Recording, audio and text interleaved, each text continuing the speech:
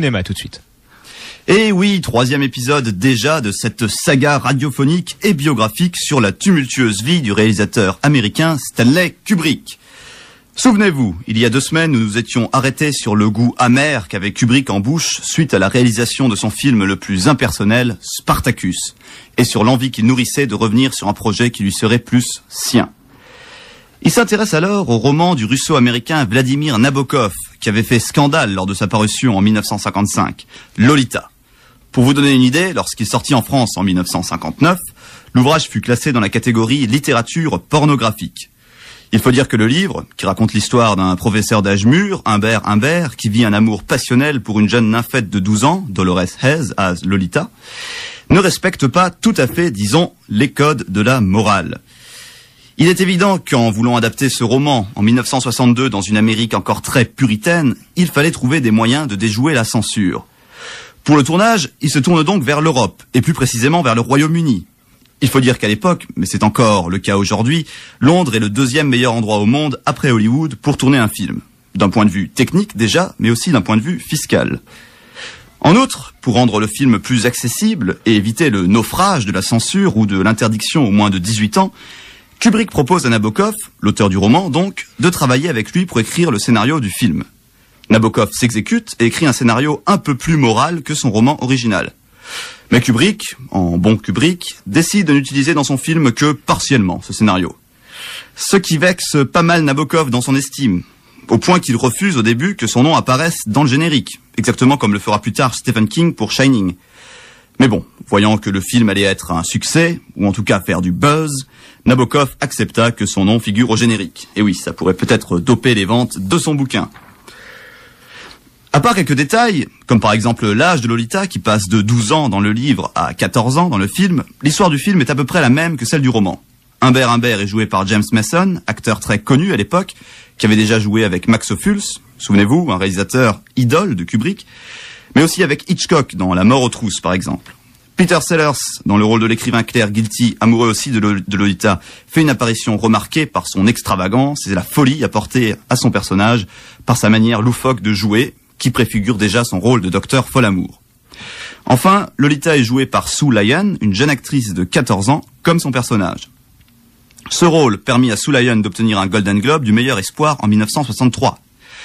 Par la suite, elle tourna dans quelques films, mais victime d'un trouble maniaco-dépressif, elle sombra assez vite dans une sorte de dépression qui lui fit s'éloigner définitivement du cinéma. Elle déclare en 1998 que c'est le film Lolita qui a causé sa destruction en tant que personne. Et oui, il faut dire que, surtout à 14 ans, c'est un rôle assez lourd à jouer, et c'est aussi le genre de rôle dont on a eu malheureusement du mal à se défaire. Quoi qu'il en soit, sans grande surprise, le public est choqué par ce film à la sortie. Pourtant, la mise en scène est très chaste et assez éloignée des allusions sexuelles explicites du roman de Nabokov. Mais il faut dire que le public de l'époque n'est pas très habitué aux films qui naviguent si loin des frontières de la morale. Mais Kubrick ne s'attendait cependant pas à une telle sévérité des censeurs américains, qui l'oblige à couper au montage certaines scènes. De son propre aveu, s'il avait su qu'il aurait dû faire contre son gré couper des scènes, Kubrick n'aurait certainement pas réalisé ce film. Le film, produit par James B. Harris, avec l'aide de la MGM, reçoit tout de même l'Oscar du meilleur scénario adapté, qui revient donc à Nabokov, et James Mason est nommé pour l'Oscar du meilleur acteur. Mais bon, il faut dire que, comme la plupart des films de Kubrick, ce n'est pas tout à fait ce qu'on peut appeler un film à Oscar. Lolita est également présenté en 1962 à la Mostra de Venise, mais la critique sera très inégale pour ce film. Toutefois, nourri bien sûr par la controverse, c'est en Europe que le film aura le plus grand succès, grâce aussi à l'appui de grands noms du cinéma comme Jean-Luc Godard, qui dira « C'est un film simple et lucide avec des dialogues justes, qui montre l'Amérique et son puritanisme mieux que Melville et Reichenbach et qui prouve que Kubrick ne doit pas abandonner le cinéma à condition de filmer des personnages qui existent. » Voilà, c'est ce qu'on appelle une bonne critique à la Godard. Après Lolita, la Kubrick's Harris Pictures est dissoute et Kubrick décidera de produire seul ses films en laissant l'exclusivité de la distribution à la Warner Bros. En 1963, Stanley Kubrick commence à se passionner pour l'actualité militaire, très riche en cette époque d'apogée de la guerre froide. Il s'abonne à des revues militaires et scientifiques. Il commence alors à penser un film qui raconterait l'histoire d'une guerre nucléaire qui serait déclenchée par accident. Par hasard, il lit le roman de Peter George, 2 Hours to Doom, paru en France sous le nom de Red Alert. L'histoire correspond à peu près à son idée de film et il décide d'adapter le roman. Pour ce faire, il engage l'auteur pour qu'il écrive une adaptation, comme ce qu'il avait fait avec Nabokov, en collaboration avec le scénariste d'Hollywood Terry Southern, futur scénariste d'Easy Rider. Pour la photographie, Kubrick s'associe avec Weegee, le photoreporter new-yorkais connu pour ses photos en noir et blanc de la vie nocturne de New York, et dont Kubrick était fan depuis son enfance. Le titre choisi pour ce 7e film de Kubrick est Dr. Strangelove or How I Learned to Stop Worrying and Love the Bomb, soit en français Dr. Folamour ou Comment j'ai appris à ne plus m'en faire et à aimer la bombe. Tout un programme. Pour cette farce loufoque, Kubrick décide de confier le rôle principal et même les rôles principaux à Peter Sellers, qu'il avait appris à connaître avec Lolita. En effet, Peter Sellers joue dans ce film à la fois le colonel Lionel Mandrake, officier britannique au comportement vainement héroïque, et Mackin Muffley, président des États-Unis d'Amérique, ainsi que le docteur Folamour, scientifique transfuge du régime nazi, à l'accent allemand très fort prononcé, et un peu beaucoup nostalgique du national-socialisme, comme en témoigne une fâcheuse tendance qu'a son bras droit à se lever en diagonale vers l'avant à chaque fois qu'il a une idée. Alors que Kubrick donne à la plupart de ses comédiens, comme à son habitude, des indications très strictes de jeu, il laisse à Peter Sellers une grande liberté, et notamment l'encourage à improviser, en posant autour de lui plusieurs caméras pouvant le filmer sous différents angles en fonction de ses mouvements imprévisibles. Kubrick, vivant depuis Lolita au Royaume-Uni, voulait par ailleurs retourner aux États-Unis pour tourner ce film. Mais malheureusement, Peter Sellers ne peut pas quitter le territoire britannique car il est engagé dans une procédure de divorce. Kubrick est donc contraint de réaliser le film au Royaume-Uni. Pour faire vite, le film, qui est une farce burlesque, raconte l'histoire d'une guerre nucléaire totale qui menace d'être déclarée à cause d'un système de défense automatique et d'un commandant devenu fou. Mais c'est également une farce très satirique puisque le film sort en 1964, soit en pleine guerre froide. C'est aujourd'hui considéré comme l'un des films les plus drôles de tous les temps. L'American Film Institute, par exemple, le classe 3e meilleur film humoristique américain, après certains Lem Show de Billy Wilder et Tootsie de Sidney Pollack. C'est aussi un des films aux enjeux politiques très forts, ce qui ajoute encore de la force à l'humour. Il y a de très nombreuses scènes d'anthologie, comme quand le commandant de bord d'un B-52 devenu fou chevauche la bombe qui largue, chapeau de cow-boy sur la tête, la scène de discussion au téléphone rouge entre un président des États-Unis essayant de faire comprendre le risque de guerre nucléaire totale avec une extrême politesse et une extrême diplomatie à un président russe saoul au milieu de la nuit, ou bien la fameuse réplique de ce même président à deux généraux américains, russes et russes se battant, « Messieurs, vous ne pouvez pas vous battre ici, vous êtes dans le PC de guerre ». Ou encore le fameux personnage hystérique du docteur Folamour. La scène de fin, qui montre des dizaines d'explosions nucléaires sous fond de musique joyeuse et un peu vieillotte de Vera Lynn, We'll Meet Again, Don't Know Where, Don't Know When, a été également reprise dans plusieurs films, comme par exemple dans La colline à des yeux d'Alexandre Aja, qui s'ouvre aussi sur des explosions nucléaires sous fond de musique country. Pour la petite anecdote, l'affiche du film, qui est très belle d'ailleurs, est réalisée par un Alsacien très en vogue aux États-Unis à l'époque, avant qu'il ne soit obligé de fuir à cause du macartisme, j'ai nommé Tommy Ungerer. Les critiques sont globalement assez enthousiastes face à ce film qui dénonce l'incompétence des politiciens et l'absurdité criminelle des projets des complexes militaro-industriels. Le fameux critique américain Bowsley Kauter dit par exemple dans le New York Times « C'est la plaisanterie la plus macabre et la plus choquante que j'ai jamais rencontrée et en même temps l'une des pointes les plus ingénieuses et les plus acérées dirigées contre la balourdise et la folie de l'armée encore jamais montrée à l'écran. » Dr. Folamour eut le BAFTA du meilleur film et 4 nominations aux Oscars, mais aucune statuette. Cependant, le film sera un succès pour Kubrick, même si ce succès fut quelque peu obstrué.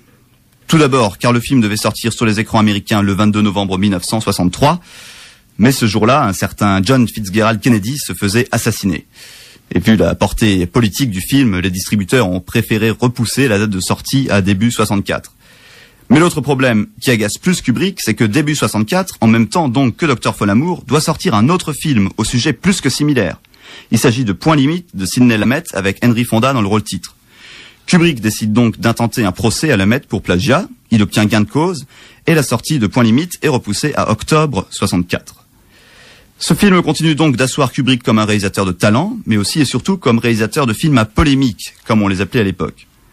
Et pour son prochain film, Kubrick va modifier sa manière de réaliser, et surtout va passer un cap, que d'autres ont passé avant lui, mais rarement avec tant de brio, car il va réaliser un film qui va définitivement révolutionner le cinéma.